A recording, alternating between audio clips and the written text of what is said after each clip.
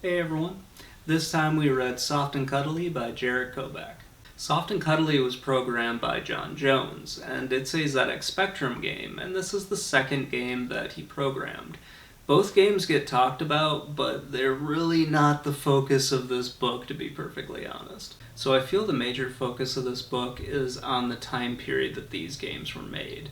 Jarrett doesn't spend a whole lot of time going into the two of them, and I can understand why, because as he points out, they're not all that interesting, and they're really not that relevant for what's going on, especially for what he wants to talk about. They are an example of why the culture at the time was so crazy and people's reaction to that culture, especially kids' reaction to it. Some things that he goes through is an explanation of the video game industry at the time, specifically focusing on the computer industry in the UK. He goes into moral panics during the 80s, and he also talks a lot about the political situation in the UK at the time. Well, all three of these seem to be kind of disconnected for me when I first started reading them. Jarrett does weave them all together in a way that I do like, because at first when I was reading this, I thought this was about a video game, and I'm reading about politics of Margaret Thatcher and exploitation of people in the computer industry and how Thatcher was using the Spectrum as a version of techno-imperialism, which I honestly thought was pretty ingenious in the way that Jarrett puts that together. It was just kind of weird, and then to see it all come full circle at the end of the book, I was like, okay, this all makes sense now. I'm not going crazy, and this book kind of came around for me, and I started liking it more at the end. So going into the computer industry at the time, Jarrett explains that a lot of kids were making games for major publishers. For example, John Jones, the guy that made both Soft and Cuddly and Go to Hell, he was actually working with Activision. He doesn't say this in his interviews, but you can see the paper trail, as Jarrett points out. Activision UK published both of these games, just under dummy titles.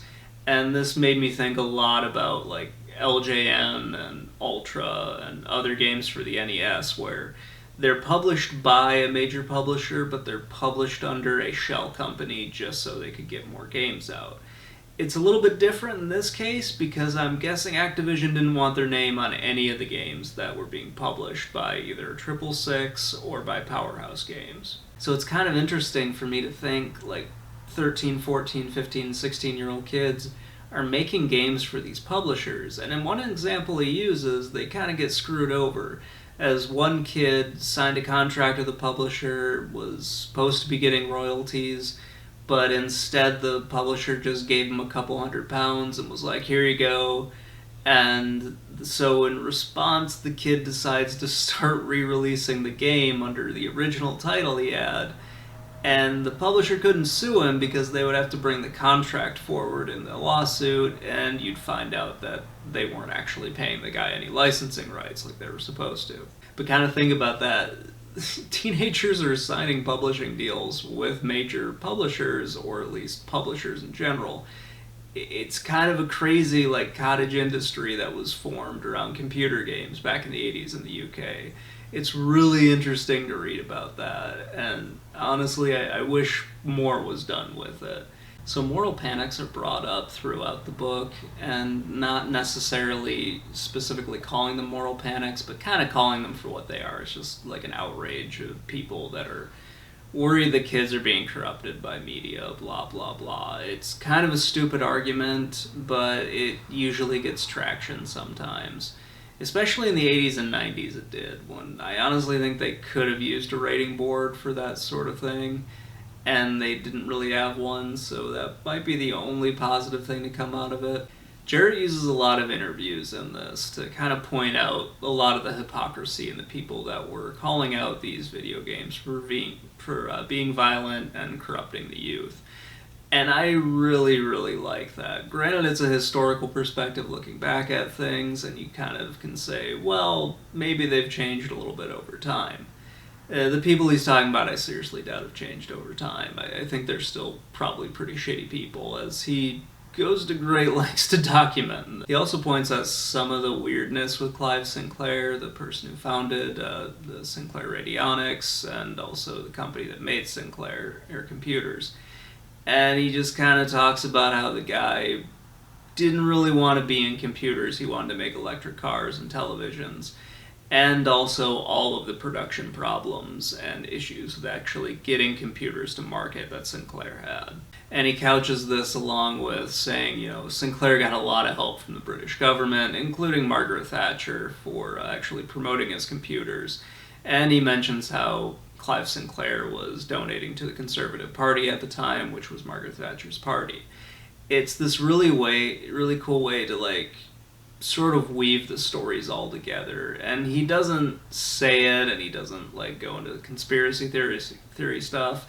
It's just a nice way to say, you know, X happened, Y happened, you know. It just kind of seems like a coincidence, but it was the way that capitalism worked in the 80s, and that's just kind of the way things were. So we close out the book with Jarrett talking about how games like Soft and Cuddly and Go to Hell aren't really made anymore. You don't really see this type of a thing where you have an indie game that isn't necessarily good, but it's got some fairly impressive graphics and it's got a lot of gore packed into it, and somehow it catches media attention and the media just runs with it on outrage about this game. Particularly, you don't see it from a smaller indie developer where it's only like one person.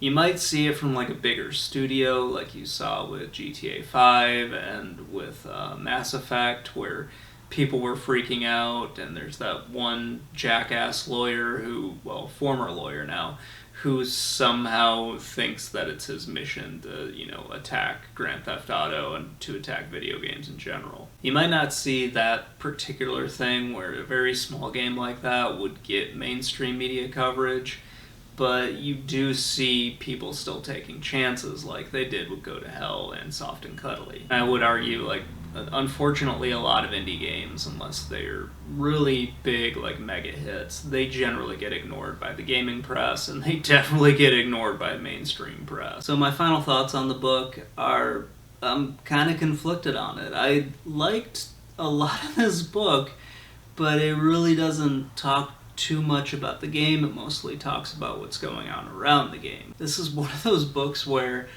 I just don't know if I liked it or not. There's a lot of really good stuff in here. It's a quick read. It's a pretty good story, but I don't know. I just kind of got left feeling, you know, well, do I like it or not? And I just never really seemed to find an answer. I will say this, though, it gives a lot of history about the ZX Spectrum and also about the game industry at the time in the UK. So if you're interested in those, definitely check this one out. I know that's not more of like a definitive stand or anything, but that's just kind of how I feel. I've got like really a mixed feeling about this, because it's not a bad book. I'm just not really sure if I like it. I probably would have to read it again to really see whether or not I like the book or not. So anyway, guys, I hope you enjoyed this episode. I totally understand if you didn't, because it's kind of all over the place, and I'm sorry for that. Please let me know what you think in the comments below, and have a great day, everyone.